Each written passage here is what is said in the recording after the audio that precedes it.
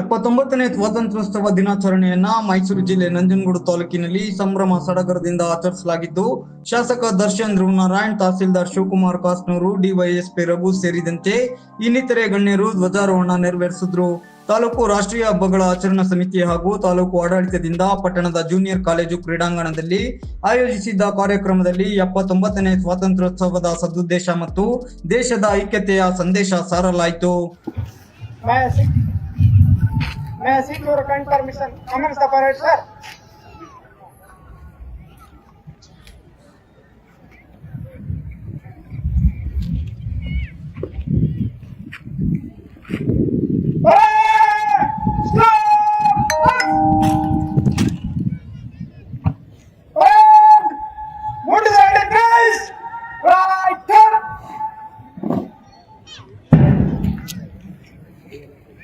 ಈ ವೇಳೆ ಧ್ವಜಾರೋಹಣ ನೆರವೇರಿಸಿ ತಹಸೀಲ್ದಾರ್ ಶಿವಕುಮಾರ್ ಕಾಸ್ನೂರು ಮಾತನಾಡಿ, 1947ರಲ್ಲಿ ದೇಶಕ್ಕೆ ಸ್ವಾತಂತ್ರ್ಯ ಬಂದಿದೆ. ಸ್ವಾತಂತ್ರ್ಯ ಅಂದ್ರೆ ಸ್ವತಂತ್ರವಾಗಿ ನಿರ್ಧಾರ ಕೈಗೊಳ್ಳುವುದು ನಿಜ ಅರ್ಥ. ಸ್ವಾತಂತ್ರ್ಯ ದಿನಾಚರಣೆಯ ಈ ಸಂಭ್ರಮಕ್ಕೆ ಸಂವಿಧಾನ ಕಾರಣ. ಪ್ಯಾಲೆಸ್ತೀನ್ ಸೇರಿ ಬೇರೆ ದೇಶಗಳ ಸ್ಥಿತಿಗತಿ ನೋಡಿದ್ರೆ ನಮ್ಮಲ್ಲಿನ ಜನ ಸಹಬಾಳ್ವೆ ಮತ್ತು ನೆಮ್ಮದಿಯ ಜೀವನ ಮಾಡ್ತಾ ಇದ್ದಾರೆ. ನಮ್ಮ ದೇಶದ ಸಂವಿಧಾನ ಪೀಠಿಕೆ ಬೇರೆಲ್ಲ ದೇಶಗಳಿಂದ ಅತ್ಯಂತ ಶಕ್ತಿಶಾಲಿಯಾಗಿದೆ. ಹೋರಾಟಗಳ ಮೂಲಕ ದೇಶದ ಸ್ವತಂತ್ರವನ್ನ ಪಡೆದ ನಾವು ಹೆಮ್ಮೆಯಿಂದ ಅದನ್ನು ಆಚರಿಸುತ್ತಿದ್ದೇವೆ ಅಂತ ಸ್ವಾತಂತ್ರ್ಯೋತ್ಸವದ ಹಿನ್ನೆಲೆ ಮತ್ತು ಪ್ರಸ್ತುತ ವಿದ್ಯಮಾನಗಳ ಬಗ್ಗೆ ತಿಳಿಸಿ ಮಕ್ಕಳು ಮತ್ತು ನಾಗರಿಕರಿಗೆ ಕೆಲವೊಂದು ನೀತಿ ಪಾಠ ಮಾಡಿದ್ರು. ಕೊಟ್ಟಿದ್ದ ಕೊಡುಗೆ ಸ್ವಾತಂತ್ರ್ಯ, ಭಾರತಕ್ಕೆ ಸ್ವಾತಂತ್ರ್ಯ ದಿನ ಇವತ್ತು 15 ಆಗಸ್ಟ್ 1947ರಲ್ಲಿ 28 ವರ್ಷ ಆದ ನಂತರ 79ನೇ ವರ್ಷಕ್ಕೆ ನಾವು ಬಂದಿದ್ದೀವಿ. ಸ್ವಾತಂತ್ರ್ಯ ಅಂದರೆ ಏನು? ಸ್ವಾತಂತ್ರ್ಯ ನಮ್ಮ ಡಿಕ್ಷನರಿ ಮೀನಿಂಗಲ್ಲಿ ಯಾರದೇ ಕಂಟ್ರೋಲ್ ಇಲ್ಲದೆ ಒಂದು ಸ್ವತಂತ್ರವಾಗಿ ಫ್ರೀಯಾಗಿ ಏನಾರ ಡಿಸಿಷನ್ ತಗೊಳ್ಳೋದಾಗ್ಲಿ ಅಥವಾ ಕಾರ್ಯರೂಪದಲ್ಲಿ ಏನಾರ ಕರ್ತವ್ಯ ಮಾಡೋದಾಗ್ಲಿ, ಇದಕ್ಕೆ ಸ್ವಾತಂತ್ರ್ಯ ಅನ್ನೋದು. ಸೊ ಸ್ವಾತಂತ್ರ್ಯ ದೇಶಕ್ಕೆ ನಾವು 78 ವರ್ಷ ಏನು ನಡ್ಸ್ಕೊಂಡು ಬಂದಿದ್ದೀವಿ. ಇದಕ್ಕೆ ಮುಖ್ಯ ಕಾರಣ ನಮ್ಮ ಸಂವಿಧಾನದ ಮೂಲಕ ಶಾಸಕಾಂಗ 2 ಲೋಕಸಭಾ ಆಗಲಿ ವಿಧಾನಸಭಾದಲ್ಲಿ ಒಂದು ಕಾನೂನು ಮಾಡಿದ ರೂಪದಲ್ಲಿ ಅದಕ್ಕೆ ಕಾರ್ಯರೂಪಕ್ಕೆ ತಂದಿರೋದು ನಮಗೆಲ್ಲ ಈಗೆಲ್ಲ ಕಾಣ್ತಾ ಇದ್ದೀವಿ. ಸ್ವಾತಂತ್ರ್ಯ ಈಗ ಅವರು ಏನು ಸ್ವಾತಂತ್ರ್ಯ ಹೋರಾಟಗಾರರಿಂದ ಕೊಡುಗೆ ಇದೆ, ಅದನ್ನ ಕಾಪಾಡ್ಕೊಂಡು ಬರಬೇಕು. ಯಾಕೆಂದ್ರೆ ಈಗ ಇಸ್ರೇಲ್ ಪಾಕಿಸ್ತಾನ್ ಆಗಲಿ ಅಥವಾ ಟಿಬೆಟ್ ಆಗಲಿ, ಇಲ್ಲೆಲ್ಲ ಅವರಿಗೆ ಸ್ವಾತಂತ್ರ್ಯ ಬಗ್ಗೆ ಎಷ್ಟು ಅಂದ್ರೆ ಈಗೂ ಕೂಡ ಅವರು ಅದಕ್ಕೆ ಹೋರಾಟ ಮಾಡ್ತಾ ಇದ್ದಾರೆ. ನಂತರ ನಡೆದ ವೇದಿಕೆ ಕಾರ್ಯಕ್ರಮದಲ್ಲಿ ಡಾಕ್ಟರ್ BR ಅಂಬೇಡ್ಕರ್ ಹಾಗೂ ಗಾಂಧೀಜಿ ಅವರ ಭಾವಚಿತ್ರಕ್ಕೆ ಪುಷ್ಪಾರ್ಚನೆ ಸಲ್ಲಿಸಿ ಶಾಸಕ ದರ್ಶನ್ ಧ್ರುವನಾರಾಯಣ್ ಮಾತನಾಡಿ, ದೇಶ ಬ್ರಿಟಿಷರ ಆಳ್ವಿಕೆಯಲ್ಲಿತ್ತು, ಆದರೆ ಇದರಿಂದ ಮುಕ್ತಿ ಸಿಕ್ಕಿ 79ನೇ ವಸಂತಕ್ಕೆ ಕಾಲಿಟ್ಟಿದ್ದೇವೆ.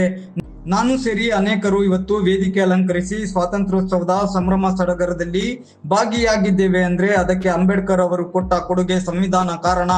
ದೇಶಕ್ಕೆ ಸ್ವಾತಂತ್ರ್ಯ ಬಂದಿದೆ ಅನ್ನೋ ಖುಷಿ ನಡುವೆ ಕೆಲವೊಂದು ವಿಚಾರ ಮತ್ತು ವಿದ್ಯಮಾನ ಸ್ವಾತಂತ್ರ್ಯಕ್ಕೆ ಧಕ್ಕೆ ಬರೋ ಕೆಲಸಗಳು ಆಗ್ತಾ ಇದೆ. ಇದು ಬೇಸರದ ವಿಚಾರ. ಶಾಲಾ ಮಕ್ಕಳು ಮೊಬೈಲ್ ಮತ್ತು ಡಿಜಿಟಲೀಕರಣದ ದಾಸರಾಗಿದ್ದಾರೆ. ಕಣ್ಣು ಮತ್ತು ಕೈಗಳನ್ನ ಡಿಜಿಟಲ್ ಸ್ಕ್ರೀನ್ ಮೇಲೆ ಪ್ರಯೋಗ ಮಾಡ್ತಾ ಇದ್ದು ಇದೊಂದು ಮಾರಕವಾಗಿ ಪರಿಣಮಿಸಿದೆ. ಮುಂದಿನ ದಿನಗಳಲ್ಲಿ ಇದರ ಕಡಿವಾಣ ಹಾಕುವ ಪ್ರಯತ್ನ ಮಾಡಬೇಕಿದೆ ಅಂತ ಅಭಿಪ್ರಾಯ ಪಟ್ಟರು. ಮಾಡಿದಂಥದ್ದು ಅದರಲ್ಲೂ ಬಹು ಮುಖ್ಯವಾಗಿ ಈ ದಿನ ನಮಗೆ ನಿಜವಾದ ಸ್ವಾತಂತ್ರ್ಯ ಇವತ್ತು ಬಂದ ಮೇಲೆ ನಮಗೆ ಇನ್ನಷ್ಟು ಸ್ವಾತಂತ್ರ್ಯವನ್ನು ಪಡ್ಕೊಳ್ಳೋಂಥ ಸಂದರ್ಭ ಇವತ್ತು ಬಂದಿದೆ. ನಾವೆಲ್ಲರೂ ಕೂಡ ಇವತ್ತು ನೋಡ್ತಾ ಇದ್ದೇವೆ ಯಾವ ರೀತಿಯಾದಂಥ ವಾತಾವರಣ ದೇಶದಲ್ಲಿ ಸೃಷ್ಟಿ ಆಗ್ತಿದೆ ಅನ್ನೋದ್ರ ಬಗ್ಗೆ ನಾವೆಲ್ಲರೂ ಕೂಡ ನೋಡ್ತಾ ಇದ್ದೇವೆ. ತಹಸೀಲ್ದಾರ್ ಅವರು ಪ್ರಸ್ತುತ ಸಮಸ್ಯೆಗಳ ಬಗ್ಗೆ ತುಂಬ ಚೆನ್ನಾಗಿ ಇವತ್ತು ಮಾತನಾಡೋದು. ಅದರಲ್ಲೂ ಬಹು ಮುಖ್ಯವಾಗಿ ನಮ್ಮಲ್ಲಿರುವಂತಹ ಆಹಾರ ಪದ್ಧತಿ ಆಗಿರ್ಬೋದು, ಡಿಜಿಟಲ್ ಸ್ಕ್ರೀನ್ ಅಡಿಕ್ಷನ್ ಆಗಿರ್ಬೋದು, ಇದು ಬಹಳ ಮಹತ್ವ ಇವತ್ತು ಪಡ್ಕೊಂಡಿದೆ. ಇದರ ಒಂದು ಸಮಸ್ಯೆಯ ಬಗ್ಗೆ ನಾವೆಲ್ಲರೂ ಕೂಡ ಸೇರಿ ಚರ್ಚೆಯನ್ನು ಮಾಡಬೇಕಾಗ್ತದೆ. ಮುಂದಿನ ದಿನಗಳಲ್ಲಿ ಇದಕ್ಕೆ ಈ ಸಮಸ್ಯೆಯನ್ನು ಬಗೆಹರಿಸುವಂಥ ಕೆಲಸವನ್ನು ನಾವೆಲ್ಲರೂ ಕೂಡ ಮಾಡಬೇಕಾಗ್ತದೆ. ಇವತ್ತು ಸಾಕಷ್ಟು ವಿದ್ಯಾರ್ಥಿನಿಯರಿಗೆ ಒಂದು ಸಮಸ್ಯೆ ಹ್ಯಾಂಡು ಮತ್ತು ಐ ಕೋಆರ್ಡಿನೇಷನ್, ಕಣ್ಣು ಮತ್ತು ಕೈಯಿನ ಕೋಆರ್ಡಿನೇಷನ್ ಇವತ್ತು ಅವ್ರಿಗೆ ಬರ್ತಾ ಇಲ್ಲ. ಏನಕ್ಕೆ ಬರ್ತಾ ಇಲ್ಲ ಅಂತಂದರೆ ಇವತ್ತು ಮೊಬೈಲ್ ಫೋನ್ಗಳಾಗಿರ್ಬೋದು, ಟ್ಯಾಬ್ಲೆಟ್ಗಳ TV ಆಗಿರ್ಬೋದು, ಇವೆಲ್ಲರೂ ಕೂಡ ಡಿಜಿಟಲ್ ಸ್ಕ್ರೀನನ್ನು ನೋಡುವಂಥದ್ದು ಸಾಕಷ್ಟು ಇವತ್ತು ಜಾಸ್ತಿ ಆಗಿದೆ.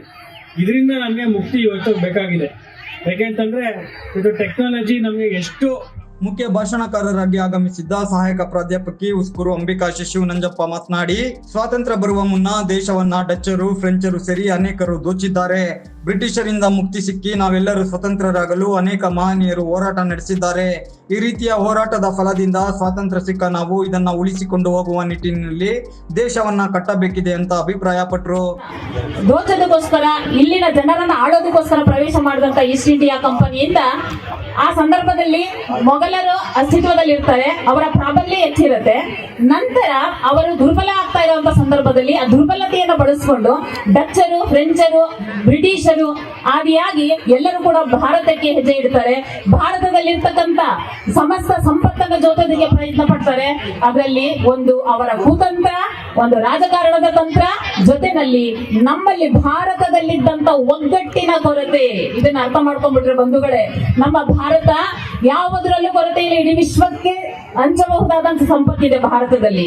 ಯಾವುದೇ ಪ್ರಾಕೃತಿಕ ಸಂಪತ್ತಾಗಿರ್ಲಿ, ಮಾನವೀಯ ಸಂಪತ್ತುಗಳಾಗಿ ಮಾನವ ಸಂಪನ್ಮೂಲ ಎಷ್ಟೆಲ್ಲ ಇದೆ, ಪ್ರತಿಭಾವಂತರಿದ್ದಾರೆ. ದೇಶ ವಿದೇಶಗಳಲ್ಲಿ ಇವತ್ತು ಎಲ್ಲ ಸಾಧಕರ ಸಾಲಿನಲ್ಲಿ ಮುಂಚೂಣಿನಲ್ಲಿರ್ತಕ್ಕಂಥ ಭಾರತ ದೇಶ ಒಂದು ಕಾಲದಲ್ಲಿ ಮತ್ತೊಬ್ಬರ ದಾಸ್ಯತ್ವಕ್ಕೆ ಒಳಪಟ್ಟಿತ್ತು ಅನ್ನೋದು ನಿಜಕ್ಕೂ ಕೂಡ.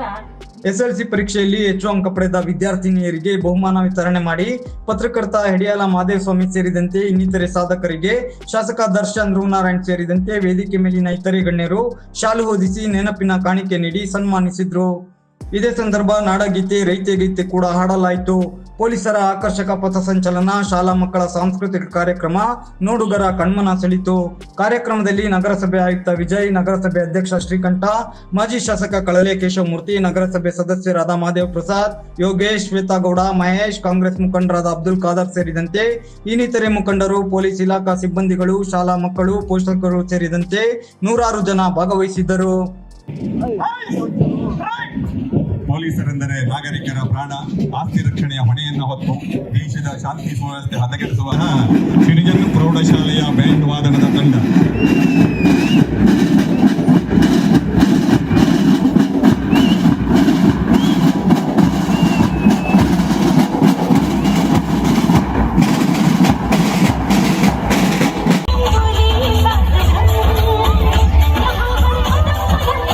ಕರಿಬಚ್ಚಪ್ಪ, ಭೀಮಪ್ಪ, ಕೆಂಚಪ್ಪ ಮತ್ತು ಅಪ್ಪಾಜಿ ನಾಯಕರಿಗೆ ಗಲ್ಲು ಶಿಕ್ಷೆ ವಿಧಿಸಿದೆ.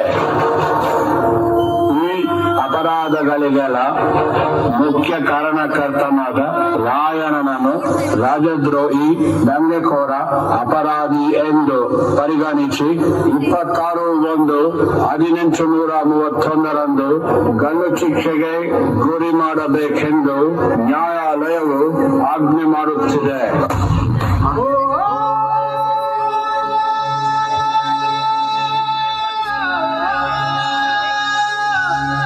ಜನವರಿ 26ರಂದು ಗಲ್ಲಿಗೇರಿದ ಸಂಗೊಳ್ಳಿ ರಾಯಣ್ಣನ ಕಳೇಬರವನ್ನು ಅಲ್ಲಿದ್ದ ಅವನ ಅಭಿಮಾನಿಗಳು ದೇವಲೋಕದ ಪಾರಿಜಾತ ಪುಷ್ಪಮಾಲೆಯಂತೆ ಎತ್ತುಕೊಂಡೊಯ್ದು ಸಮಾಧಿ ಮಾಡಿದರು. ಇಂದಿಗೂ ರಾಯಣ್ಣನ ಭಕ್ತರು ಜಾತಿ, ಮತ, ಧರ್ಮಗಳ ಭೇದ ಭಾವವಿಲ್ಲದೆ ಹುಟ್ಟಿದರೆ ನಿನ್ನಂತ ಮಕ್ಕಳು ಹುಟ್ಟಲಿ ಎಂದು ತೊಟ್ಟಿಲು ಕಟ್ಟಿ ಹರಕೆ ಹೊತ್ತು ದೇವಮಾನವನಿಗೆ ಪೂಜೆ ಸಲ್ಲಿಸಿ ಫಲ ಸಿಗಲೆಂದು ಸರಗುಂಡಿ ಬೇಡುತ್ತಾರೆ. ರಾಷ್ಟ್ರಪ್ರೇಮಿ ಸಂಗೊಳ್ಳಿ ರಾಯಣ್ಣ ಮರಣವಾದ ಸುಮಾರು 116 ವರ್ಷಗಳ ನಂತರ ನಟ್ಟ ನಡು ರಾತ್ರಿಯಲ್ಲಿ ದೇಶ ಬಿಟ್ಟು ಹೋಗುವ ಪ್ರಸಂಗ ಬ್ರಿಟಿಷರಿಗೆ ಬಂದೊದಗಿತು. ಅಚ್ಚರಿ ಏನೆಂದರೆ ರಾಯಣ್ಣನ ಹುಟ್ಟಿದ ದಿನವಾದ ಆಗಸ್ಟ್ 15ರಂದೇ ಭಾರತಕ್ಕೆ ಸ್ವಾತಂತ್ರ್ಯ ಬಂದಿತು. ಗಲ್ಲಿಗೇರಿದ ದಿನವಾದ ಜನವರಿ 26ರಂದೇ ಭಾರತ ಗಣರಾಜ್ಯವಾಗಿದ್ದು, ದೇಶ ಪ್ರೇಮ, ಸ್ವಾಮಿ ನಿಷ್ಠೆ, ತ್ಯಾಗ, ಬಲಿದಾನಗಳ ಪ್ರತೀಕ ರಾಯಣ್ಣ, ಕ್ರಾಂತಿವೀರ ಸಂಗೊಳ್ಳಿ ರಾಯಣ್ಣ.